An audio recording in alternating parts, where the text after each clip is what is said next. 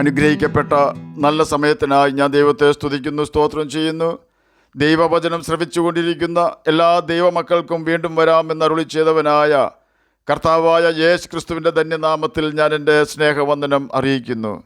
ഇന്ന് നാം പഠിക്കുവാൻ തുടങ്ങുന്നത് 97-ാം സങ്കീർത്തനമാണ്. അനുഗ്രഹിക്കപ്പെട്ട ഒരു സങ്കീർത്തനമാണ് 97-ാം സങ്കീർത്തനം. പ്രപഞ്ചം മുഴുവൻ വാഴുന്നവനാണ് ദൈവം എന്ന് 97-ാം സങ്കീർത്തനം 1-ാം വാക്യത്തിൽ രേഖപ്പെടുത്തിയിരിക്കുന്നു. ദൈവം സകലത്തെയും വാഴുന്നതിനാൽ സങ്കീർത്തനക്കാരൻ പറയുകയാണ്, ഭൂമി ഘോഷിച്ച് ആനന്ദിക്കട്ടെ, ബഹുദ്വീപുകളും സന്തോഷിക്കട്ടെ എന്ന്. ദൈവം പ്രപഞ്ചത്തെ വാഴുന്നത് മൂലം പ്രപഞ്ചത്തിലെ നക്ഷത്രങ്ങൾ തമ്മിലും ഗ്രഹങ്ങൾ തമ്മിലും കൂട്ടി ഇടികൾ ഒഴിവായി പോകുന്നുണ്ട്. ദൈവം സകലതും സൃഷ്ടിച്ചിരിക്കുന്നത് വളരെ ജ്ഞാനത്തോടെയാണ്. ദൈവം മനുഷ്യനെ സൃഷ്ടിച്ചത് അതിലും ജ്ഞാനത്തോടെയാണ്. 5 വിരലുകൾ ഒരു കൈക്കുണ്ട്, 4 വിരലുകൾ ഒരു ദിശയിലേക്കും പെരുവിരൽ എതിർ ദിശയിലേക്കും ഉണ്ടാക്കിയിരിക്കുന്നു.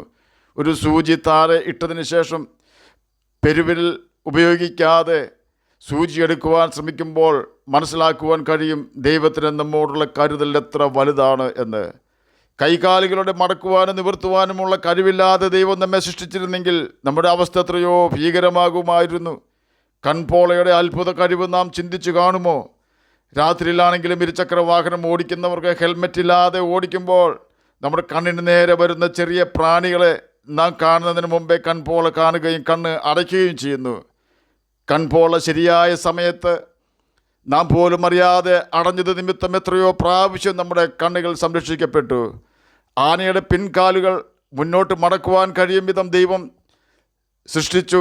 ഭാരമേറിയ അതിൻ്റെ ശരീരം ഉയർത്തുവാൻ പുറകിലെ കാലുകൾക്ക് മുന്നോട്ട് മടക്കുവാനുള്ള കഴിവുണ്ടെങ്കിലേ സാധിക്കൂ എന്ന് ദൈവത്തിന് അറിയാവുന്നത് കൊണ്ട് ദൈവം അപ്രകാരം സൃഷ്ടിച്ചു. അതുപോലെ മറ്റനേകം കാര്യങ്ങൾ ഇപ്രകാരം പറയുവാൻ കഴിയും.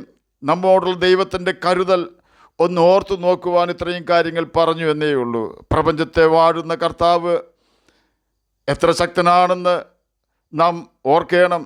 എന്നാൽ മനുഷ്യൻ്റെ ഹൃദയത്തിൽ വാഴുവാൻ നാം അനുവദിച്ചാൽ മാത്രമേ അവൻ അതിന് തയ്യാറാകൂ. മനുഷ്യനൊഴികെയുള്ള പ്രപഞ്ചത്തിലെ മുഴുവൻ സൃഷ്ടികളും ദൈവത്തെ അനുസരിക്കുകയും ദൈവത്തിൻ്റെ രാജ്യത്വം അഥവാ ഭരണം അംഗീകരിക്കുകയും ചെയ്യുന്നതിനാൽ അവർക്കൊന്നും ഇന്ന് മനുഷ്യൻ നേരിടുന്ന അത്ര പ്രതികൂലങ്ങൾ ഉണ്ടാകാറില്ല എന്ന് വേണം ചിന്തിക്കുവാൻ.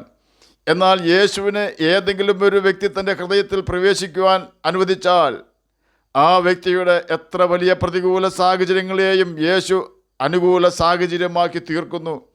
വെളിപ്പാട് പുസ്തകം 3-ാം അധ്യായം 20-ാം വാക്യത്തിൽ ഇപ്രകാരം രേഖപ്പെടുത്തിയിരിക്കുന്നു, ആരെങ്കിലും എൻ്റെ ശബ്ദം കേട്ട് വാതിൽ തുറന്നാൽ ഞാൻ അവനോടും അവൻ എന്നോടും കൂടെ അത്താഴം കഴിക്കും. സമാധാന പ്രഭുവായ കർത്താവായ യേശു ക്രിസ്തുവുമായി ഭക്ഷണം കഴിക്കുമെന്നതുകൊണ്ട് ഉദ്ദേശിക്കുന്നത് യേശുവുമായി ഉണ്ടാകുന്ന സ്നേഹബന്ധം മൂലം ലഭ്യമാകുന്ന സമാധാനവും സന്തോഷവും പ്രത്യാശയും ധൈര്യവുമാകുന്നു. ഇന്ന് മനുഷ്യൻ നേരിടുന്ന സകല പ്രശ്നങ്ങൾക്കും കാരണം അവരിൽ മറഞ്ഞിരിക്കുന്ന പാപമാണ്. പാപത്തിനെ ബൈബിൾ അനുശാസിക്കുന്ന വിധത്തിൽ പാപമോചനം പ്രാപിക്കുന്ന ഒരു വ്യക്തിയുടെ ഹൃദയത്തിൽ പാപത്തിൻ്റെ കുത്തക മുതലാളിയായ സാത്താന് പ്രവേശിക്കുവാൻ പോലും കഴിയുകയില്ല. അതിന് നാം ചെയ്യേണ്ടത് നാം നമ്മുടെ പാപങ്ങളെ ഏറ്റുപറഞ്ഞ് ഉപേക്ഷിച്ച് യേശു ക്രിസ്തുവിൻ്റെ ക്രൂശ് മരണത്തിൽ വിശ്വസിക്കുകയും യേശുവിൻ്റെ രക്തത്താൽ കഴുകൽ പ്രാപിക്കുകയും ചെയ്യുക എന്നത് മാത്രമാണ്. അങ്ങനെയുള്ള ഹൃദയത്തിൽ യേശു ഭരിക്കുവാനായി തുടങ്ങുന്നു.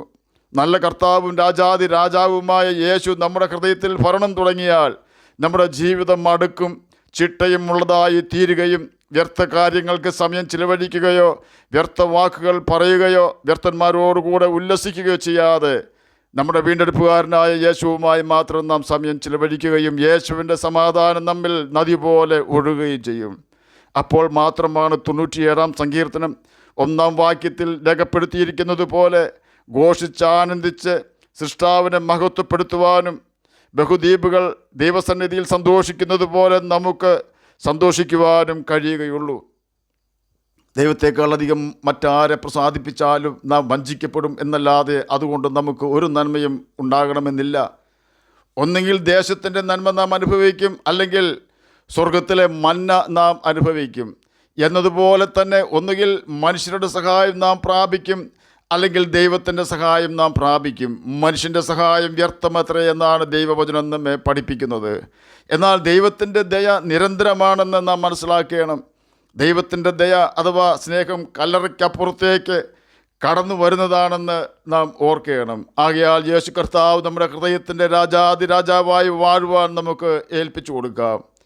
97 സങ്കീർത്തനം 2 വാക്യത്തിൻ്റെ അവസാന ഭാഗത്ത് പ്രകാരം രേഖപ്പെടുത്തിയിരിക്കുന്നു: നീതിയും ന്യായവും ദൈവത്തിൻ്റെ സിംഹാസനത്തിൻ്റെ അടിസ്ഥാനമാകുന്നു. ആകയാൽ നാം നമ്മുടെ ജീവിതത്തെ ഈ ദൈവത്തെ ഏൽപ്പിച്ചാൽ നമുക്ക് നീതി നടത്തിത്തരുന്ന കർത്താവ് ന്യായവും നടത്തിത്തരും എന്നതിന് സംശയമില്ല.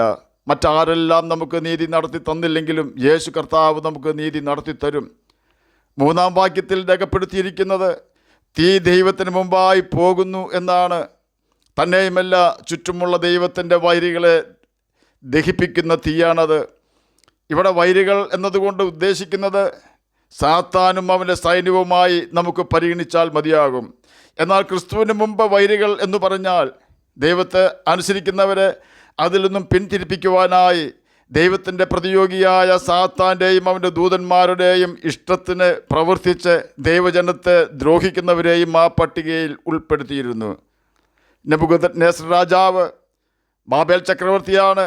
അവർ നിർത്തിയിരുന്ന സ്വർണ്ണബിംബത്തെ ആരാധിക്കുവാനായി യഹോവയെ മാത്രം, അഥവാ കർത്താവായ യേശു ക്രിസ്തുവിനെ മാത്രം ആരാധിച്ചിരുന്ന, വിഗ്രഹത്തെ ആരാധിക്കുന്നത് പാപമാണെന്ന് കൽപ്പിച്ചിരുന്ന യഹോവയുടെ ദാസന്മാരായ ശദ്രക്കിനെയും മേശക്കിനെയും അബേദ്നെഗോവയെയും 7 ഇരട്ടി ശക്തി വർദ്ധിപ്പിച്ച തീ ചൂള കാണിച്ച് ഭീഷണിപ്പെടുത്തിക്കൊണ്ട് ദൈവത്തിൽ നിന്നും അകറ്റുവാൻ സാത്താൻ്റെ ചില പ്രവർത്തകർ വലിയ തന്ത്രം തന്നെ നടത്തി.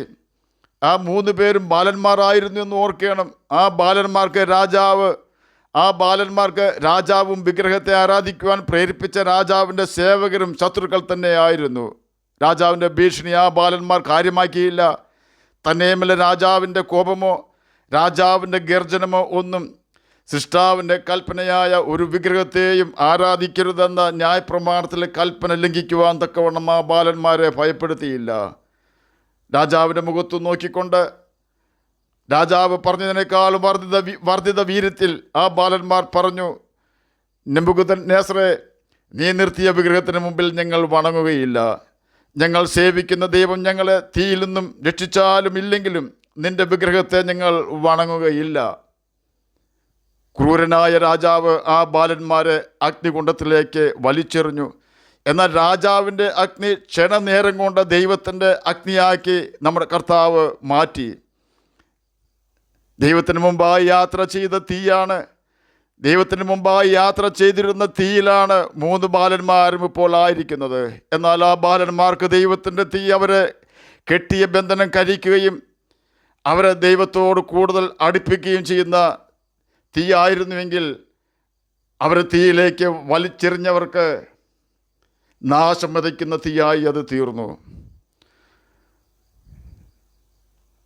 എന്നെ കേൾക്കുന്ന പ്രിയ ദൈവമകനെ, ദൈവമകളെ, ഒരു പക്ഷേ നെബൂഖദ്നേസർ രാജാവോ അവൻ്റെ പടയാളികളോ അവരുടെ അഗ്നികുണ്ഡമോ നമ്മെ ഭീഷണിപ്പെടുത്തുന്നുണ്ടാവുകയില്ല.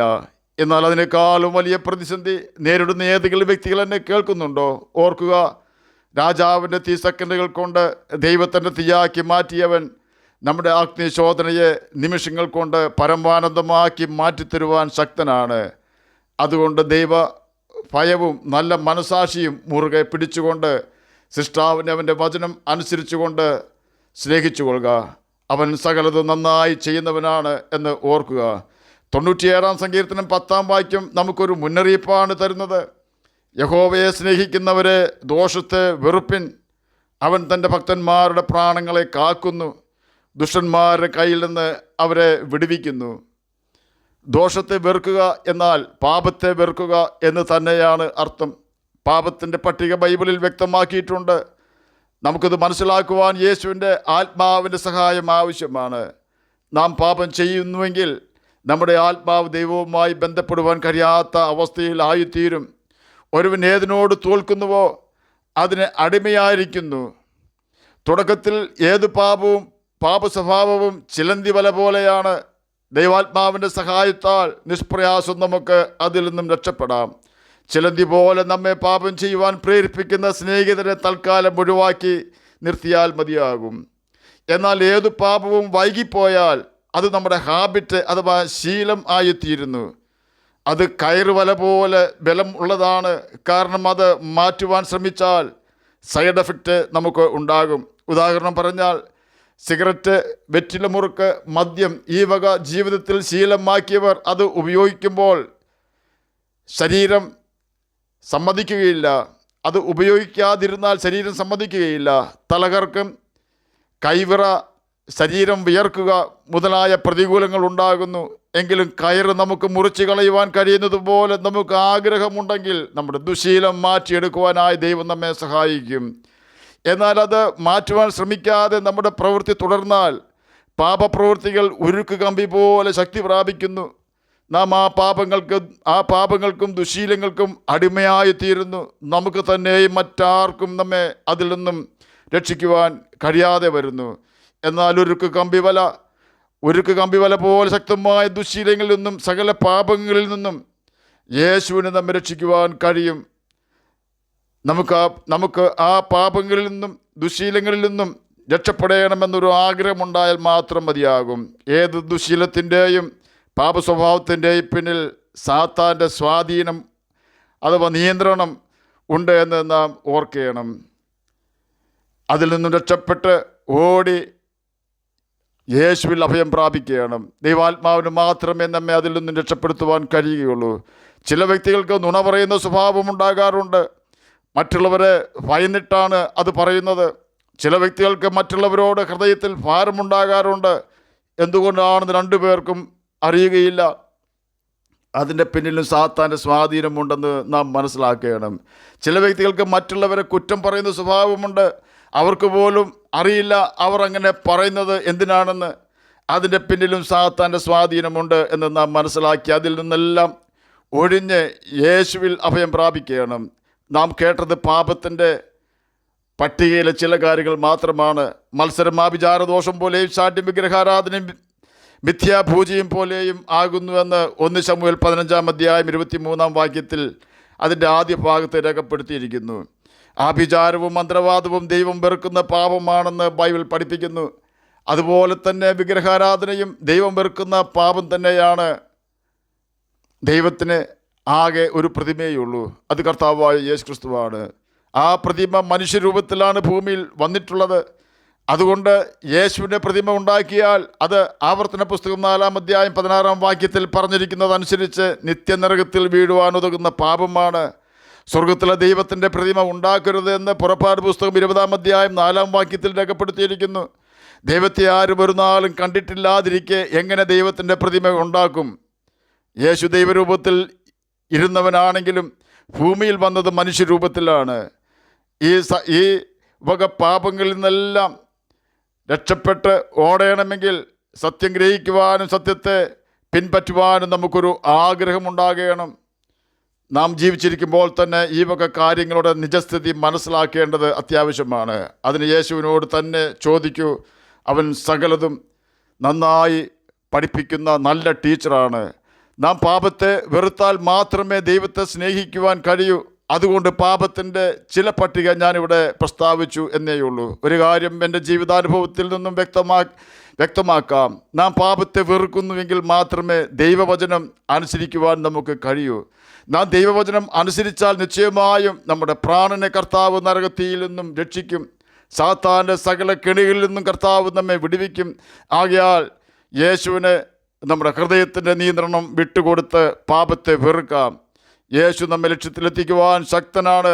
ആ യേശുവിൽ തന്നെ നമുക്ക് ആശ്രയിക്കുകയും യേശുവിൻ്റെ കൽപ്പനകൾ അനുസരിക്കുകയും ചെയ്തുകൊണ്ട് നിത്യജീവന് അവകാശികളായി തീരാം. അതിന് കർത്താവ് നമ്മെ സഹായിക്കട്ടെ എന്ന് പ്രാർത്ഥിച്ചുകൊണ്ട് ഞാൻ എൻ്റെ വാക്കുകളിൽ നിന്ന് വിരമിക്കുന്നു. നമുക്ക് പ്രാർത്ഥിക്കാം.